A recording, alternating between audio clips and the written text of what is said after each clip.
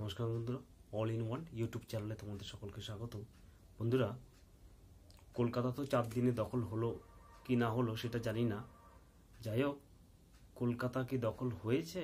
মানে 4 দিনে বাংলাদেশিরা যে বলেছে যে কলকাতাকে 4 দিনে দখল করবে, যাই হোক 4 দিন আজকে ওভার হয়ে গেল, কিন্তু বাংলাদেশ কিন্তু দখল হতে চলেছে। ভারতবর্ষ না করুক, ভারতবর্ষ কখনো এগ্রেসিভ একটা দেশ ছিল না এবং কাউকে সে প্রথমে অ্যাটাক করে না, এটা হচ্ছে ভারতের নীতি। তো বাংলাদেশ কিন্তু দখল হতে চলেছে কার দ্বারা? আরাকান আর্মিদের দ্বারা। এই আরাকান আর্মি কারা?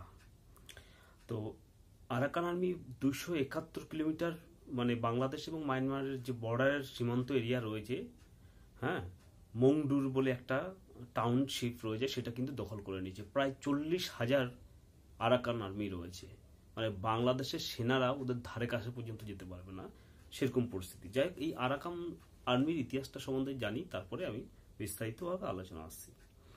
আরাকান আর্মির ইতিহাস যদি হচ্ছে ইন্দো আরিয়ান বা মঙ্গোলিয়ানদের সংমিশ্রণে গঠিত একটি মিশ্র জাতি। প্রায় 5,500 বছরের পুরনো জাতি হলো এই আরাকান। এরা মায়ানমারের পাশে অবস্থিত একটি অঙ্গরাজ্য, সেখানে বাস করতো আর কি। এর প্রাচীন নাম ছিল রাখাইন পিয়ে, যার অর্থ হচ্ছে দৈত্য বা দানব।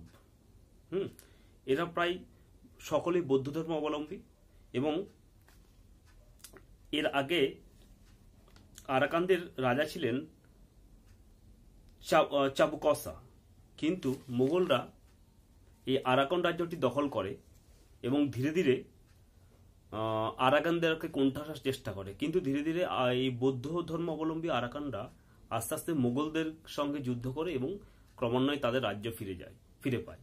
এবং কথিত আছে বাংলাদেশের কিছু অংশ নাকি আরাকানদের অংশ ছিল, চট্টগ্রাম থেকে শুরু করে আরো অন্যান্য অংশগুলো, অন্যান্য কিছু মানে চট্টগ্রামের মতো কিছু কিছু ডিস্ট্রিক্ট আছে, আরো কিছু ডিস্ট্রিক্ট বাংলাদেশের যে ডিস্ট্রিক্টগুলো বর্তমানে রয়েছে সেটা আরাকানদের রাজ্যের মধ্যে অন্তর্গত ছিল।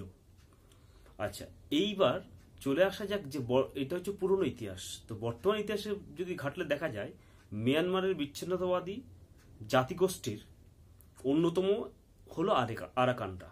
চীন সীমান্ত ঘেঁষা কাচিন রাজ্যে তাদের প্রশিক্ষণ হয় প্রথমত। এবং বন্ধুরা, আমি কিছুদিন আগেই বলেছি বাংলাদেশে যারা লাফালাফি করছো এবং চায়না কে বন্ধু বলছো, পাকিস্তানকে বন্ধু বলছো, তোমরা এখনো বুঝতে পারছো না যে চায়না কতটা যে বিষাক্ত জিনিস। ভারতবর্ষ হচ্ছে দিলদার একটা দেশ, সবাইকে মেনে নেয়, সবাইকে ইয়ে করে। চায়না কিন্তু বাংলাদেশ দখল করছে, এটা শিওর। অন্যদিকে আমেরিকা রয়েছে সেন্ট ম্যারিন আর সেন্ট পিটার বলে যে ইয়েটা দ্বীপটা রয়েছে সেটা নেওয়ার জন্য। আর চায়না এদিকে মায়ানমারদেরকে লাগিয়ে দিয়েছে ভিতর দিয়ে, আর বাইরে দিয়ে বলছে বাংলাদেশ বন্ধু, ভারতের সঙ্গে যুদ্ধ করো। আর ভিতর দিয়ে চায়না কিন্তু ক্যান্সার রোগের মতো ঘাঘা করে বাংলাদেশকে পুরো শেষ করে দিচ্ছে। আরাকান আর্মি 40,000 আরাকান আর্মি, তাদের অস্ত্রশস্ত্র করতে আসলো, এত আধুনিক অস্ত্র, সব চায়নার অস্ত্র। এবার বাংলাদেশের বন্ধুরা হাড়ে হাড়ে টের পাবে, হ্যাঁ, যে বাংলাদেশের মৌলবীগুলো, সোকল্ড এবং ধর্মগুরুগুলো, তারা বলছে ইন্ডিয়াকে কাতিল করো, মারো, ধরো। ঠিক আছে, তো আমি এর আগেও বলেছিলাম তোমাদের যদি অত সাহস থাকে, অত বুকের পাড়ার জোর থাকে, আগে যে মায়ানমারেরা রোহিঙ্গা মুসলিমদেরকে ওখান থেকে তাড়িয়ে দিয়েছে, তাদেরকে আগে সেখানে নিয়ে বসবাস স্থানের করে উপযোগী করে তোলো, এবং চায়না যে উইঘর মুসলিমদের উপর অকথ্য অত্যাচার হচ্ছে সেটা বন্ধ করো এবং চায়নাকে অ্যাটাক করে দেখাও, তারপরে ইন্ডিয়ার দিকে এসো, কারণ ইন্ডিয়া কাউকে অ্যাটাক করেনি আজ পর্যন্ত।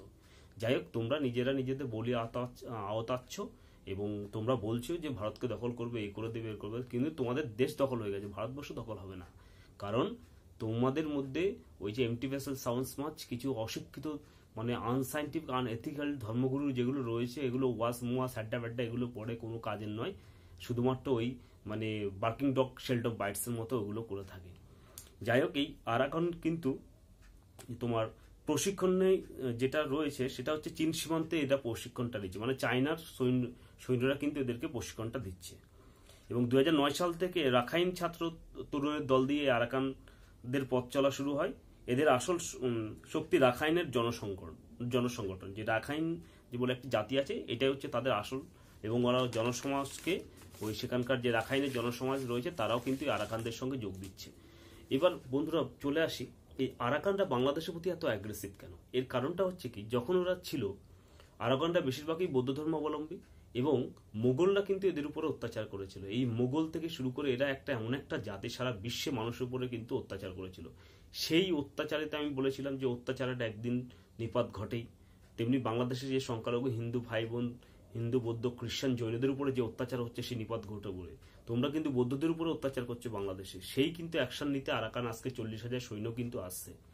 আর বাংলাদেশের যা অস্ত্রশস্ত্র আছে ওই মায়ানমার যা করে রেখেছে ওর পিছনে কিন্তু মানে ওর বড় ভাই বলো বাবা বলো মায়ানমারে সেটা হচ্ছে চায়না, এবং ওরা চায়না বৌদ্ধ ধর্ম অবলম্বী, এবং চায়নারা ওই আরাকান এবং মায়ানমারটা হচ্ছে জাত ভাই, এবং তোমাদেরকে কাতিল করবেই।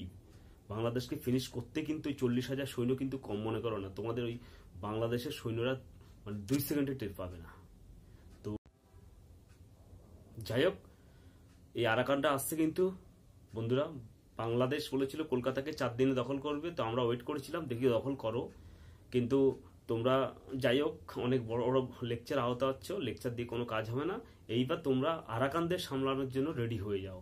আরাকানটা তোমাদের কিন্তু অ্যাটাক করছে, করে দেবেও। বাংলাদেশের চট্টগ্রাম থেকে আর অনেকগুলো জেলা নিয়ে যাবে, তোমাদের চোখের সামনে কিচ্ছু করতে পারবে না, কারণ চায়না এখানে রয়েছে। চায়না আরাকানদের এমনকি দরকার অ্যাটম বোম পর্যন্ত দিয়ে দেবে, আরো অনেক রকমের যেমন ওয়েপন চায়না দিচ্ছে সেটাও দিয়ে দেবে, এবং দেখবা চায়না দখল করে নিয়েছে অলরেডি। তোমার কিচ্ছু করতে পারবে না, কিচ্ছু করার ক্ষমতাও তোমাদের নেই।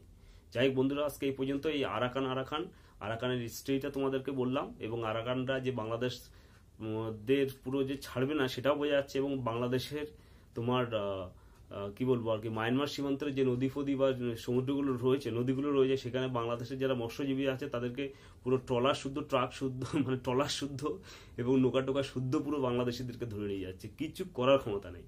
কারণ 40,000 সৈন্য এবং ওয়েল ট্রেন আরাকানরা, এরা হচ্ছে চায়নার জাত ভাই, ঠিক আছে? তো সেক্ষেত্রে চায়না কিন্তু এবার বাংলাদেশকে দখল করছে, এবং বাংলাদেশিরা এবার কি করবে, কার সাথে যুদ্ধ করবে, ইন্ডিয়ার সাথে না চায়নার সঙ্গে? কারণ চায়না তোমাদের কাজ ছাড়বে না। তো বন্ধুরা, এই পর্যন্তই। আমাদের ভারতবর্ষের সমস্ত 142 কোটি ভারতবাসী এক হও, এবং এই বাংলাদেশি অনুপ্রবেশকারীরা রোহিঙ্গা এবং আমাদের কিছু এখানে মানে কি বলবো আর কি, তাদেরকে সাহায্য করার জন্য, মানে রোহিঙ্গা এবং যে রাজাকার এবং জামাতদেরকে সাহায্য করার জন্য কিছু আমাদের ভারতবর্ষেও লোক রয়েছে, বিশেষ করে মুর্শিদাবাদ এবং মালদা ডিস্ট্রিক্টের দিকে তাদের কিছু এবং নেতাও উল্টো পাল্টো বক্তব্য দিচ্ছে, সেটা আমি নিয়ে আসবো এর মধ্যে ভিডিওটা তোমাদের জন্য। তো বন্ধুরা, ভিডিওটা ভালো লাগলে লাইক শেয়ার এবং সাবস্ক্রাইব করো, এবং খুবই সচেতন থাকো আমাদের ভারতবাসীরা। এই মানে যারা রোহিঙ্গা এবং জামাত এবং যারা বাংলাদেশি যেগুলো আছে সেগুলো আমাদের ভারতবর্ষে যেখানে আছে সেখানেই এদেরকে ধরো, ডিটেন করো, এদেরকে ছাড়লে হবে না। যেমন আরাকান আর্মিরা একদম পুরো এদেরকে গ্রাস করে নিচ্ছে বাংলাদেশকে, সেভাবে আমাদের ইন্ডিয়ার 142 কোটি প্রস্তুত হও, হ্যাঁ, এবং প্রস্তুত হয়ে বাংলাদেশকে একদম পুরো ফিনিশ করার সময় এসছে এই টাইমে, যে বাংলাদেশের রাজার কাঁধ এবং জামাতদেরকে। তাছাড়া কোনো উপায় নেই বন্ধুরা। আমাদের দরকার আরাকান আর্মিরা যে অ্যাগ্রেসিভ ভাব নিচ্ছে, আমাদেরকেও সেটা নিতে হবে, কিচ্ছু করার নেই। এটুখানি বন্ধুরা, ভিডিওটা ভালো লাগলে লাইক শেয়ার এবং সাবস্ক্রাইব করে ধন্যবাদ।